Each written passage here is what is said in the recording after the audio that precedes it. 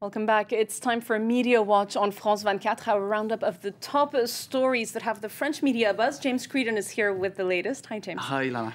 And we start with football. That's a big story in the French media, is the latest developments at Paris Saint-Germain club after its takeover by a group of Qataris. That's right, because French football, let's face it, is pretty poor when it's if you compare it to its cross-channel neighbours. Not Paris Saint-Germain anymore. That's right, Paris Saint-Germain. It's been catapulted into another league, really, with the involvement now of a Qatari consortium, and so they've injected massive amounts of money into the club. A player, for instance, a 22-year-old Argentinian player, was bought for 43 million euros. That's never seen before sums of money for French football. So Libération has this kind of peculiar headline: Paris Saint-Germain, the other Arabic Spring, or Arab Spring, maybe slightly exaggerated. Another way to look at it. A kind of a revolution in French football, you could say. But I think that's a bit of a silly headline. In world football, in fact, Qatar is also hosting the World Cup a few years from now. All of these developments have really they're had getting the sports really world involved in football of late. Indeed. But what Libération is looking at is Nicolas Sarkozy's links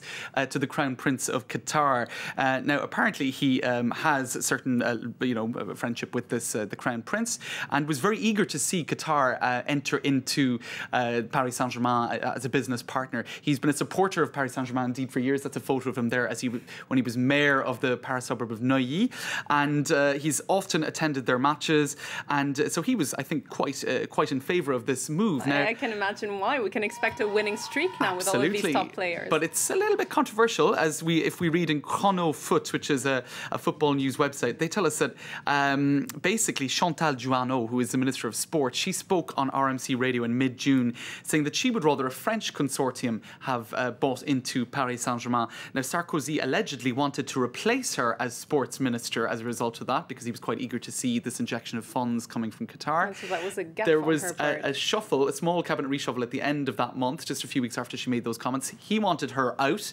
Apparently, the Prime Minister, François Fillon, insisted that she stay for other more practical reasons that aren't really worth going into. But it's an interesting detail, if that's true, in Chrono Foot, that Sarkozy was so eager to see his favourite club get all this money that he was willing to perhaps even sacrifice his sports minister. Wow, yeah, that is pretty impressive. The amazing world of French politics. And we're staying in the world of French politics, James, for the second story. This time on the socialist side, Martine Aubry, a socialist leader, has been the subject of many rumours about her private life, her health, about the political leanings of her husband, and now she's taking action. That's right. Now, I mean, she would say that this is dirty tricks in the run-up to a presidential election next year. Her husband is a lawyer and has, in the past, defended schoolgirls who were who wanted to wear the headscarf, which is not allowed in France. Things like that. In any case, he was the subject of rumours about being, some calling him an Islamist, and this was picked up by media. It's an incredibly extreme charge. Now, she and her husband, Jean-Louis Brochon, are suing a blogger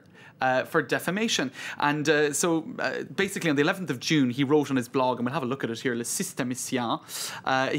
He described Jean-Louis Brochon as a defender of provocateurs who espouse fundamental Islam. So it was a sort of a wordy way of saying that. That is very strong wording. It is, but if you have a look at this blog, it's a pretty small, underdeveloped blog set up by a 71-year-old retiree who lives in social housing. He's not exactly the most vocal person who's come out with these rumours. So it's rather peculiar, you would say, that Martine Aubry decided to target this guy when, for instance, there was a book written by a journalist, Caroline Fourest, a book called The Tendency Towards Obscurity, where those rumours were also discussed. So you could say she's kind of picking one of the most obscure people who espouse this rumour. Indeed, but more than rumours there, you've got some real allegations that her husband is an Islamist. That's quite strong. So you can understand why they would want to react. One could expect as well that she wanted to take action in some way, shape or form. And indeed, she's suing him for 1,500 euros for charges against her, 1,500 euros for charges against her husband, and the same sum for every day which this charge remains on the website. So we'll see what comes of it. But some pretty strong accusations there. And one would say, I suppose, certainly coming up to an election, she probably had to take action. So whether or not he was the best target, who knows? All right, time will tell. Yeah. Next up, not a day goes by without Right. new revelations, a new twist in that Strauss-Kahn scandal. Right, and this we're getting really into the nitty-gritty details here. This is the story of Tristan Banon, a French writer who was taking a case for attempted rape against Dominique Strauss-Kahn. Now, her story dates back 8 years ago, and one vital piece of information was missing from her charges. That is where the alleged attempted rape took place. She couldn't remember. She said it was an apartment somewhere between Montparnasse and the Assemblée Nationale. Everywhere in the Nationale. media, an apartment on Paris's left Right. bank. So clearly that's a big weakness in her tale if she can't remember where it happened. Well, now L'Express magazine reveals that they have found the apartment where Tristan Banon said this happened. It's 13 Rue Maillet in the 6th arrondissement of Paris.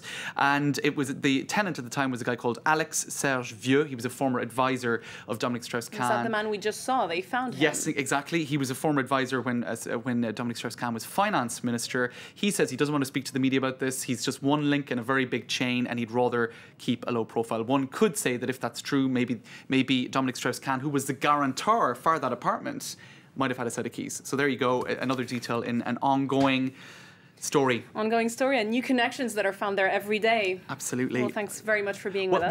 Do we have time for one more story? I'm afraid not. We don't? Okay. I'm afraid my producer's telling me we really don't, but you'll be back later in Live from Paris, Sure, James, exactly. Maybe with I'll fit your it in then. Okay. Hopefully. Thanks for being with us. That was Media Watch. Stay tuned. Up next is Web News, our roundup of the top internet content of the day. Don't go away.